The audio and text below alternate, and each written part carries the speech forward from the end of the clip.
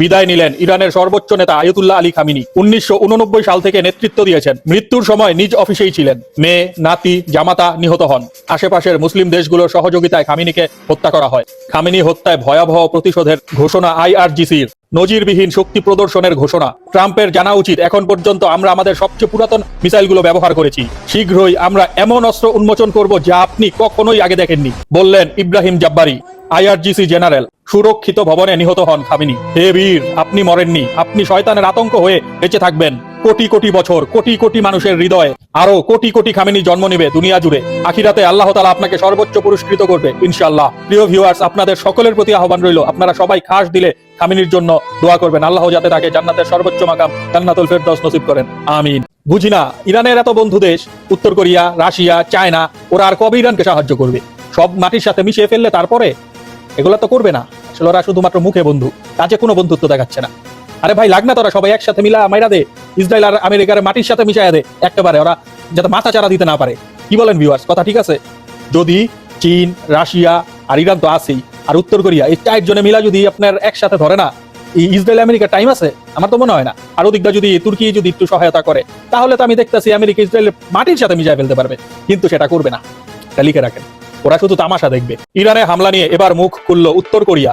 ইরানে মার্কিন ইসরায়েলি হামলাকে অবৈধ আগ্রাসন হিসেবে উল্লেখ করে এর নিন্দা জানিয়েছে উত্তর কোরিয়া। উত্তর কোরিয়ার পররাষ্ট্র মন্ত্রণালয় মুখপাত্র উদ্ধৃত করে দেশটির রাষ্ট্রায়ত্ত গণমাধ্যম কোরিয়ান স্ট্রেলাল নিউজ এজেন্সি KCNA জানিয়েছে, মার্কিন ও ইসরায়েলি হামলা ইরানের উপর অবৈধ আগ্রাসন এবং জাতীয় সার্বভৌমত্বের লঙ্ঘন। বুঝি না, ইরানের এত বন্ধু দেশ উত্তর কোরিয়া, রাশিয়া, চায়না, ওরা আর কবে ইরানকে সাহায্য করবে?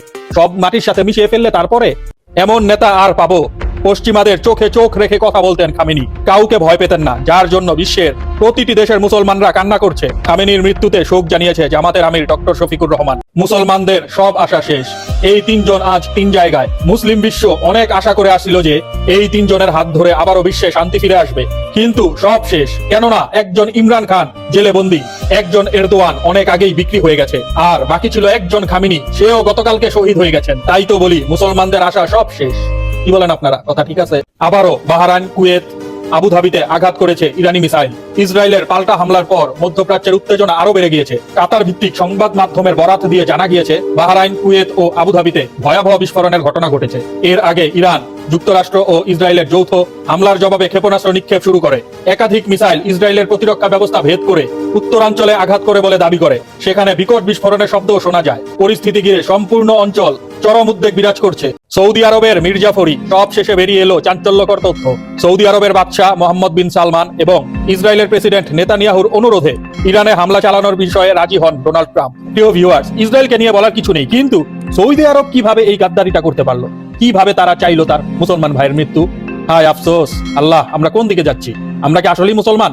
ইরানের প্রেসিডেন্ট ইব্রাহিম রাইসির মৃত্যু এই বিশ্ব এমন একজন ব্যক্তিকে হারালো যিনি সব সময় নিপীড়িত মানুষের পাশে ছিলেন। আল্লাহ, আপনি সকলকে জান্নাতের উচ্চ মাকাম দান করুন, আমিন।